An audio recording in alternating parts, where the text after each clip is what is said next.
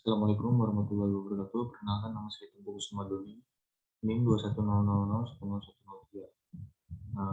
Di video kali ini saya ingin menjelaskan tentang resume pengantar manajemen dengan bab yang berdasarkan pilihan saya dari buku pengantar manajemen yang Ibu Yuni Sila berikan. Di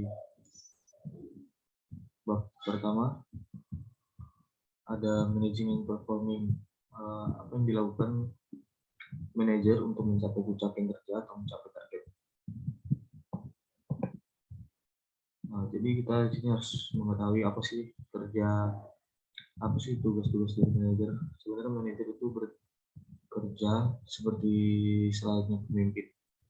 Jadi manajer juga selalu bertindak untuk mengambil keputusan yang ada di lapangan dalam suatu perusahaan atau organisasi.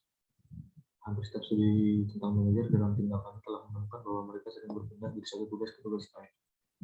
Membawa fokus perhatian mereka untuk menanggapi masalah yang sejumlah besar tugas dengan durasi singkat. Mintzberg mengamati CEO di tempat kerja untuk mendapatkan gambar tentang apa yang mereka lakukan dan bagaimana mereka menghabiskan waktu mereka. Jadi Mintzberg ini menemukan misalnya rata-rata manajer itu melakukan 36 kontak tertulis dengan klien mereka dan 16 kontak verbal per hari dengan masalah yang berbeda atau persoalan yang berbeda dengan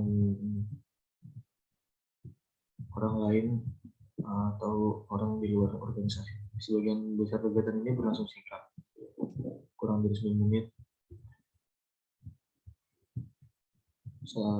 Kegiatannya seorang manajer CEO menghabiskan waktunya dengan orang lain.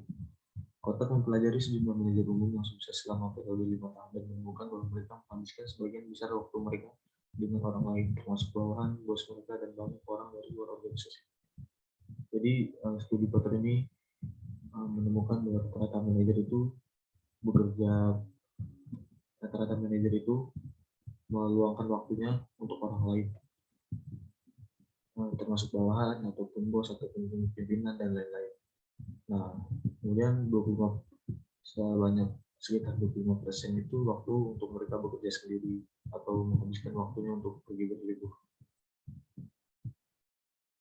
Di bagian kedua dari bab 1 itu adalah peran yang dimainkan manajer. Jadi dalam studi seminar Mintzberg tentang manajer dan pekerjaan mereka, dia menemukan mayoritas dari mereka berkerumun sekitar 3 peran. Manajemen inti, peran antar pribadi. Manajer diharuskan untuk berinteraksi dengan sejumlah besar orang selama proses pekan kerja. Mereka menyelenggarakan resepsi, mengajak klien dan pelanggan makan malam, bertemu dengan prospek bisnis dan mitra, melakukan wawancara perekrutan dan kinerja, dan membentuk aliansi persahabatan dan pribadi hubungan dengan banyak orang lain. Sejumlah penelitian telah menunjukkan bahwa hubungan semacam itu adalah sumber terkaya informasi bagi para manajer. Jadi manajer itu juga bisa mencari pengalaman dan informasi kepada orang lain untuk membentuk aliansi dengan perekrutan kinerja. Itu menambah pengalaman mereka sebagai manajer. Kemudian 3 peran manajer muncul langsung dari otoritas formal dan melibatkan hubungan interpersonal dasar. Pertama adalah peran figur kepala. Sebagai kepala unit organisasi, setiap manajer harus melakukan beberapa tugas-tugas seremonial. Dalam studi Mintzberg, kepala eksekutif menghabiskan 20% dari waktu kontak mereka untuk tugas-tugas seremonial. 17% dari surat masuk mereka berurusan dengan pengakuan dan permintaan terkait dengan status mereka. Selebihnya adalah presiden perusahaan yang meminta barang dagangan gratis untuk anak proses. Bagian yang ketiga adalah karakteristik utama pekerjaan manajer.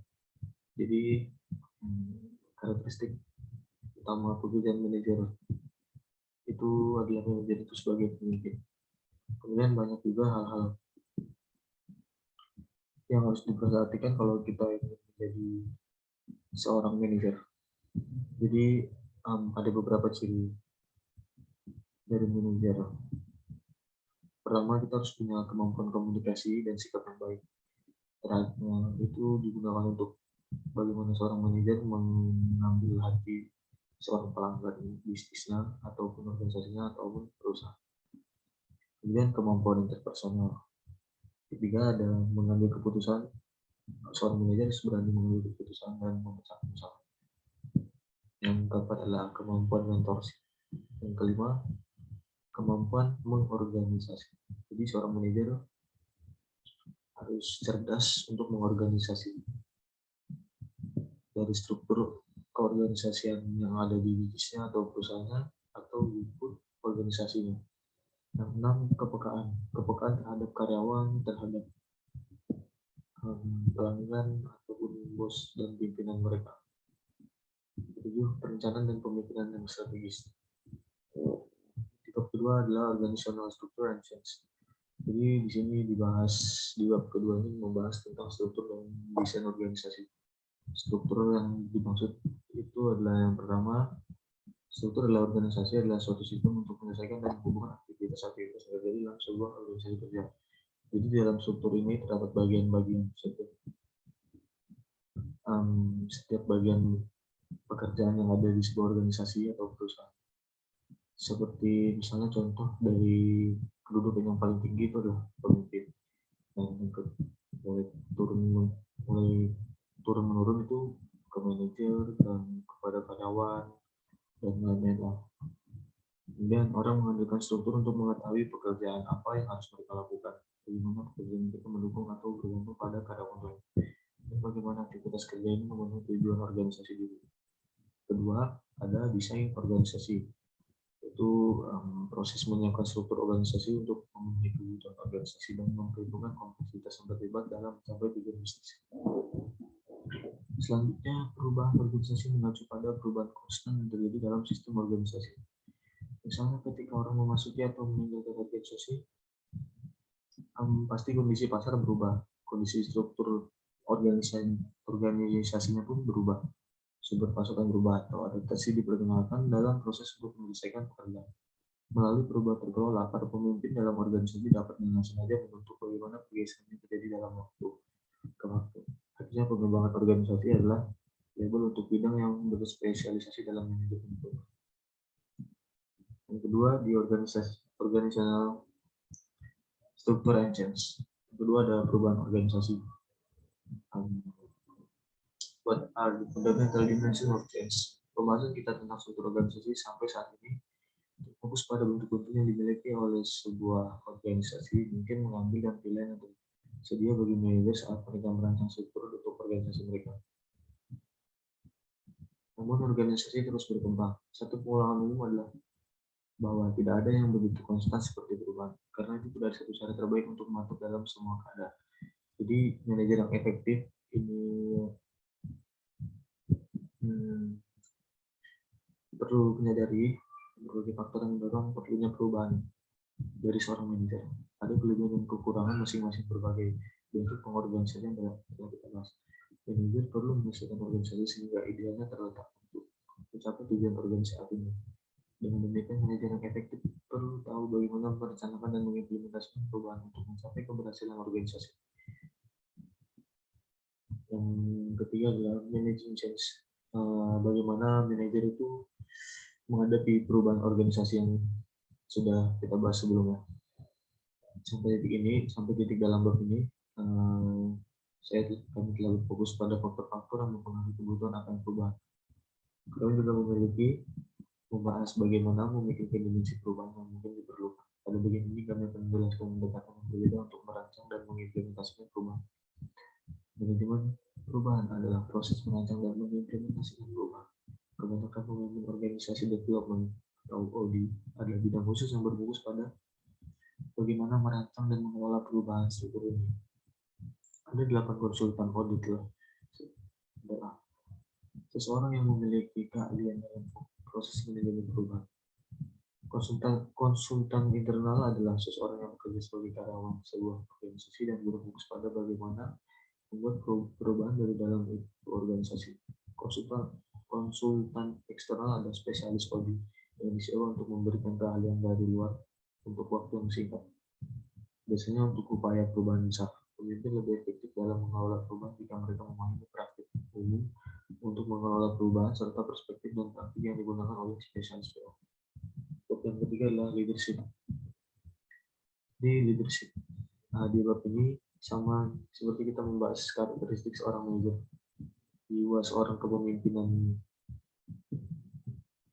manajer bisa kita lihat di bab ini. Kita mengenal seorang pemimpin ketika kita melihatnya. Jika kita melihat langsung seorang pemimpin, kita baru bisa mengetahui sikap pemimpin tersebut, mengenal sikap pemimpin tersebut. Bahkan jika kita berjuang untuk mendefinisikan kepemimpinan yang baik, kita mengenali ketika kita melihat seorang pemimpin itu berhasil. Jadi kita tidak bisa menilai sembarangan seorang pemimpin kalau kita tidak melihatnya secara langsung apa yang dilakukan oleh seorang pemimpin tersebut. Itu kombinasi yang tepat untuk antara keterampilan dan sifat yang menghasilkan kapal kepemimpinan yang hebat. Perpaduan seni dan sains tidak dapat diprediksi itu, tapi tentu saja tidak dikenal. Ada banyak definisi tentang kepemimpinan, tapi semua itu mengacu pada konsep dan karakteristik umum, kepercayaan diri, komunikasi, keterampilan orang, kreativitas, integritas, keberanian, kecerdasan politik, kesosialan, dan kerendahan hati antara lain tersebut. Namun, kepemimpinan sering dikacaukan dengan manajemen. Keduanya membutuhkan kemampuan untuk membuat orang melakukan sesuatu sehingga organisasi dapat mencapai tujuannya. Tapi sementara manajemen mengawasi di sini dan sekarang, kepemimpinan diharapkan membawa visi untuk masa depan dan memimpin di saat krisis. Itu fungsi dari manajemen. Menjadi seorang pemimpin memerlukan tindakan strategis dan konsisten dalam mendukung visi yang lebih luas untuk organisasi. Seorang pemimpin tahu bagaimana membawa perubahan ketika dibutuhkan,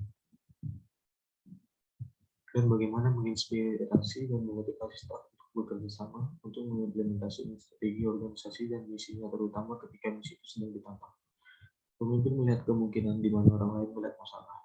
Terlepas dari posisi mereka di hierarki organisasi, mereka lain menjadi tujuan orang-orang pada waktunya dari krisis. Tentu saja, kemungkinan adalah kualitas yang lebih alami untuk beberapa daripada yang lain.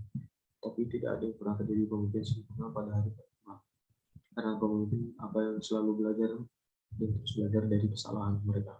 Keterampilan pemimpin dikembangkan melalui pengalaman dan pelatihan bertahun-tahun, dan harus ditambahkan kepalit alat yang pada akhirnya menjadi manajer baik. Itu saja presentasi yang bisa saya sampaikan. Apabila ada salah kata, saya mohon. Wassalamualaikum warahmatullahi wabarakatuh.